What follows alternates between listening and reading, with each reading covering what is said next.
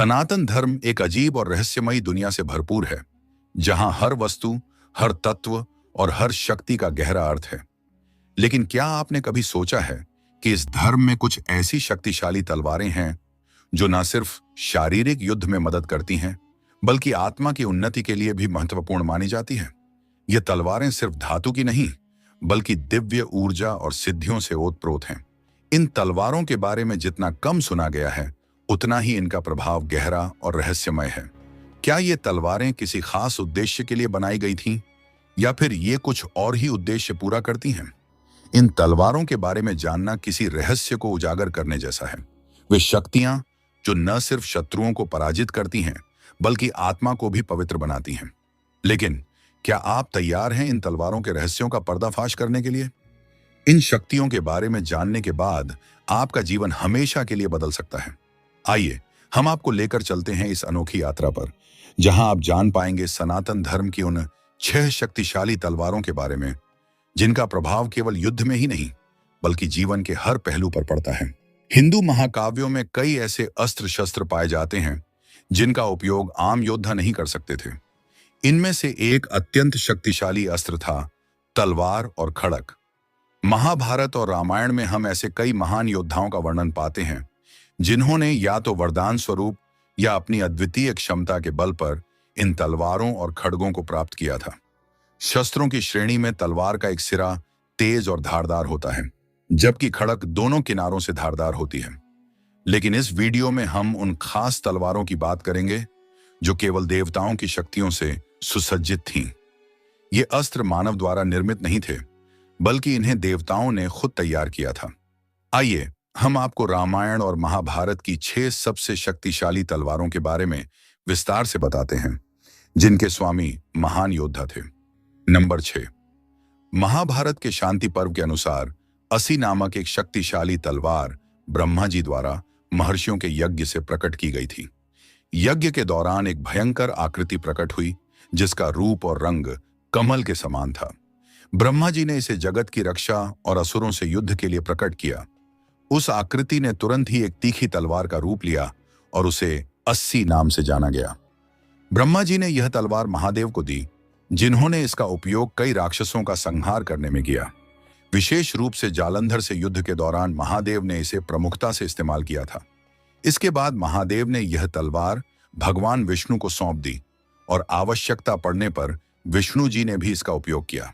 फिर यह तलवार इंद्रदेव के पास गई और उसके बाद सूर्यपुत्र मनु के पास। समय के साथ यह तलवार विभिन्न योद्धाओं के पास होती रही।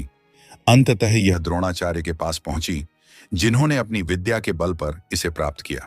हालांकि यह तलवार महाभारत के युद्ध में बहुत कम इस्तेमाल हुई थी। इसकी शक्ति इतनी बड़ी थी कि इसका तेज धार किसी भी रक्षा कवच को आसानी से भेद सकता था, और सामान्य तलवार इसके सामने कुछ भी नहीं थी। यह तलवार एक बार में रथ के 2 हिस्से करने की क्षमता रखती थी। कहा जाता है कि जब द्रोणाचार्य ने अपने पुराने मित्र द्रुपद से राज्य का हिस्सा मांगा और द्रुपद से युद्ध हुआ, तो द्रोणाचार्य ने इस तलवार से द्रुपद के रथ को बीच से चीर दिया। हालांकि इस तलवार के मुकाबले एक और अत्यंत शक्तिशाली तलवार थी, जिसके बारे में हम आगे चर्चा करेंगे। नंबर 5 पर है नंदी तलवार। अर्जुन को एक दिव्य तलवार प्राप्त हुई थी, जिसे नंदी कहा जाता है। यह तलवार स्वयं भगवान शिव से अर्जुन को मिली थी, जब उन्होंने पाशुपतास्त्र प्राप्त करने के लिए भगवान शिव की घोर तपस्या की थी। महाभारत के वन पर्व में वर्णित है कि जब अर्जुन तपस्या कर रहे थे, तब भगवान शिव ने उन्हें परखने के लिए एक किरात का रूप धारण किया। उसी समय एक राक्षस मुकासुर जंगल में उत्पात मचा रहा था। अर्जुन और किरात दोनों ने एक साथ उस पर तीर चलाए। इस पर अर्जुन और भगवान शिव के बीच युद्ध हुआ। जब अर्जुन पराजित हो गए और उन्होंने भगवान शिव को पहचान लिया, तो उन्होंने क्षमा मांगी। उनकी तपस्या से प्रसन्न होकर भगवान शिव ने अर्जुन को दृढ़ पाशुपतास्त्र प्रदान किया। इसी दौरान शिव के गणों में से एक नंदी ने अर्जुन को एक दिव्य तलवार भी दी। इस तलवार का नाम नंदियम था, जो कि भगवान शिव के प्रिय वाहन नंदी बैलम के नाम पर थी।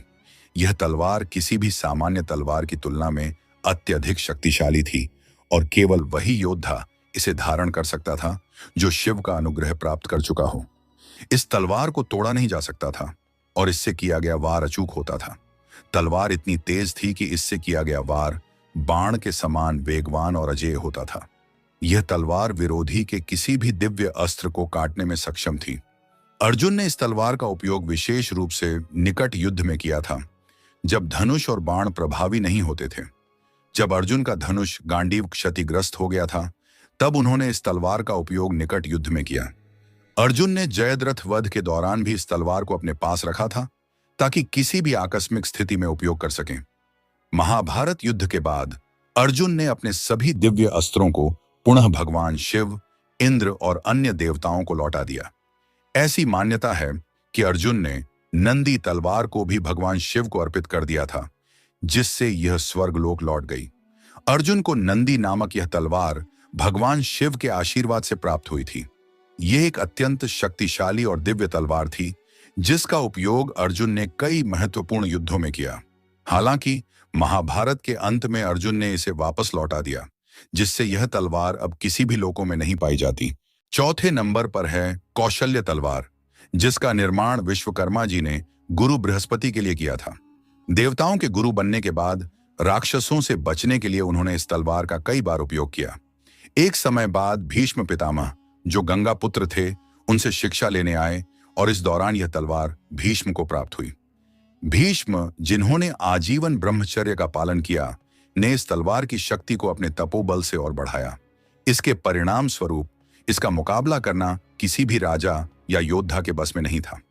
महाभारत के युद्ध में भीष्म और नकुल की तलवारें आपस में टकराई, जिससे ऐसा तेज प्रकाश हुआ कि दर्जन भर सैनिकों की आंखें अस्थायी रूप से अंधेरे में चली गईं। कौशल्य तलवार की धार इतनी तेज थी कि अभिमन्यु के दिव्य बाणों को भी भीष्म ने बेमिसाल तरीके से काट डाला था। इसकी बनावट और धार विश्वकर्मा जी की अद्वितीय कला का प्रतीक थी। हल्की होने के बावजूद यह तलवार शत्रुओं के लिए एक भयंकर हथियार थी। कहा जाता है कि राजा पांडु ने युद्ध में जाने से पहले भीष्म से इस तलवार को मांगा था, लेकिन भीष्म ने इसे देने से इनकार कर दिया, यह कहते हुए कि यह तलवार मेरे अलावा कोई और इस्तेमाल नहीं कर सकता। इसका कारण आज भी रहस्य बना हुआ है, लेकिन यह स्पष्ट है कि कौशल्य तलवार इतनी खतरनाक थी कि इसे केवल विशेष योद्धा ही संभाल सकते थे। नंबर 3 पर है नरसिंह तलवार, जो महाभारत के 5 पांडवों में से सबसे कम चर्चित लेकिन अत्यंत कुशल तलवारबाज नकुल के पास थी। नकुल अश्व चिकित्सा और युद्ध कला में माहिर थे और उनके पास एक विशेष तलवार थी जिसका नाम नरसिंह था। यह तलवार विश्वकर्मा जी द्वारा बनाई गई थी, जो भगवान कृष्ण के निर्देश पर पांडवों को दी गई थी। नकुल ने इस तलवार का उपयोग वनवास के दौरान कई बार राक्षसों और जंगली जानवरों से अपनी रक्षा के लिए किया था। कुरुक्षेत्र युद्ध के 18वें दिन भी इस तलवार ने अपना प्रभाव दिखाया, जब नकुल ने कर्ण के 3 पुत्रों को मारते हुए अपनी तलवारबाजी का कौशल दिखाया। यह तलवार एक विशेष धातु से बनी थी, जो कभी जंग नहीं पकड़ती थी और भगवान विष्णु के नरसिंह अवतार की शक्ति से अभिमंत्रित थी। नकुल इस तलवार से एक ही वार में कई सैनिकों को मार सकते थे। यह हल्की होने के बावजूद अत्यधिक मारक थी और अपनी लंबाई बढ़ाकर दूर से भी शत्रुओं को नष्ट कर सकती थी। दूसरे नंबर पर स्थित शक्तिशाली तलवार भगवान विष्णु की नंद का तलवार है, जो उनके अवतारों में अत्यंत प्रसिद्ध रही है। इस तलवार का इस्तेमाल भगवान विष्णु ने असुरों और राक्षसों का संहार करने में किया था, जिनमें जलंधर जैसे शक्तिशाली राक्षस का वध भी शामिल है। यह तलवार इतनी प्रभावशाली थी कि भगवान विष्णु ने इसे अपनी खड़ग से असुरों का नाश किया और जलंधर के त्रिशूल को भी चूर चूर कर दिया। इस तलवार का इतिहास भगवान विष्णु से शुरू होता है, लेकिन यह समय के साथ उनके सभी अवतारों के पास पहुंची। इसके बाद यह तलवार परशुराम जी को प्राप्त हुई, जिन्होंने इसका उपयोग धरती पर क्षत्रियों का नाश करने में किया। परशुराम जी ने 21 बार इस तलवार से क्षत्रियों का विनाश किया। एक दिलचस्प कहानी महाभारत से जुड़ी है, जब भगवान श्री कृष्ण ने एयाश सांदीपनी से शिक्षा ग्रहण करने के दौरान परशुराम जी से नंद का तलवार प्राप्त की थी। कहा जाता है कि जब भगवान श्री कृष्ण का युद्ध महादेव से हुआ, तब उन्होंने नंद का तलवार का इस्तेमाल किया। इस तलवार की शक्ति इतनी अधिक थी कि इसका मुकाबला करना बहुत ही कठिन था। यह तलवार देवता के समान थी और उसका तोड़ पाना असंभव था, सिवाय एक अन्य शक्तिशाली तलवार के, जिसके बारे में हम अभी आगे जानेंगे। नंद का तलवार की अपार शक्ति और महिमा को देखते हुए यह स्पष्ट है कि इस तलवार की कोई बराबरी नहीं थी और यही कारण है कि इसे दूसरे स्थान पर रखा गया है। अब हम जानते हैं उस सबसे शक्तिशाली तलवार के बारे में जो कि नंबर 1 पर है, जिसे महादेव ने अपने पास रखा था। उसका नाम है चंद्रहास तलवार। कहते हैं जब रावण महादेव के निवास कैलाश पर्वत पर पहुंचा तो उसने पर्वत को अपनी शक्ति के साथ उठाने की कोशिश की। उसे रास्ते में रुकावट समझते हुए अपनी भुजाओं को पर्वत के नीचे लगा दिया। महादेव ने बिना किसी प्रयास के बस अपने अंगूठे से पर्वत को दबा दिया। जैसे ही पर्वत दबा, रावण की भुजाएं भी सिकुड़ गईं और वह दर्द से चिल्लाने लगा। फिर रावण ने शिव तांडव स्तोत्र की रचना की, जिससे महादेव प्रसन्न हो गए और उसे न केवल मुक्त किया बल्कि चंद्रहास तलवार भी दी। चंद्रहास तलवार का नाम ही इसके रूप और शक्ति का बखान करता है, जिसका मतलब है चंद्रमा के समान चमकने वाली तलवार। यह तलवार इतनी ताकतवर थी कि इसका सामना करना किसी के लिए भी जानलेवा साबित होता था। इसकी शक्ति देवों के राजा इंद्र के वज्र से भी तुलना की जाती है। कहा जाता है कि जब रावण ने सीता माता का हरण किया था, तब जटायु उनकी रक्षा के लिए आए और रावण ने इसी तलवार से उनके पंख काट दिए थे। यह तलवार स्वर्ग की विजय के दौरान रावण द्वारा इस्तेमाल की गई थी, जहां बड़े देवता भी उसके सामने नतमस्तक हो गए थे। इसकी शक्ति इतनी प्रचंड थी कि यह एक वार में किसी भी शक्तिशाली योद्धा को समाप्त कर सकती थी। इस तलवार के मुकाबले कोई भी सामान्य हथियार टिक नहीं सकता था और रावण जैसे महान योद्धा के पास यह तलवार उसकी शक्ति को और भी अधिक बढ़ा देती थी। सनातन धर्म की 6 शक्तिशाली तलवारों के बारे में हम आज जान चुके हैं, जिनमें प्रत्येक का अद्वितीय महत्व और शक्तियां हैं। यह तलवारें केवल अस्त्र नहीं बल्कि महान योद्धाओं और देवताओं की दिव्य पहचान का प्रतीक भी हैं। पहली तलवार चंद्रहास तलवार है, जो रावण को महादेव द्वारा दी गई थी और जिसके बल से उसने देवताओं से लेकर राक्षसों तक को चुनौती दी थी। दूसरी तलवार नंद का तलवार भगवान विष्णु के द्वारा राक्षसों का संहार करने के लिए इस्तेमाल की गई और परशुराम जी के हाथों यह शक्ति प्राप्त हुई। तीसरी तलवार नरसिंह तलवार नकुल के हाथों में आई थी, जो अपने तेज और हल्केपन से शत्रुओं को एक ही वार में नष्ट करने की क्षमता रखती थी। चौथी तलवार कौशल्य तलवार भीष्म पितामह द्वारा प्रयोग की गई, जो किसी भी युद्ध को जीतने के लिए अत्यधिक प्रभावी थी। पांचवी तलवार नंदी तलवार, जो अर्जुन के पास थी और जिसने महाभारत के युद्ध में कई महत्वपूर्ण युद्धों में विजय दिलाई। और छठी तलवार जरानासी तलवार, जो ब्रह्मा जी द्वारा प्रकट की गई थी और महादेव से लेकर भगवान विष्णु तक के पास रही, राक्षसों के संहार में उपयोगी रही। इन तलवारों से यह सीखने को मिलता है कि शक्तियों का सही उपयोग और धर्म की रक्षा के लिए संघर्ष कभी भी महत्वहीन नहीं होते। इन शक्तिशाली अस्त्रों का माध्यम केवल भौतिक शक्ति नहीं बल्कि आस्थाओं, तपस्या और संघर्ष की विजय भी है।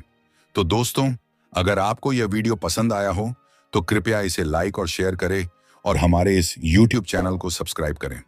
ऐसे ही और रोचक और ज्ञानवर्धक जानकारी पाने के लिए वीडियो को अंत तक देखने के लिए धन्यवाद।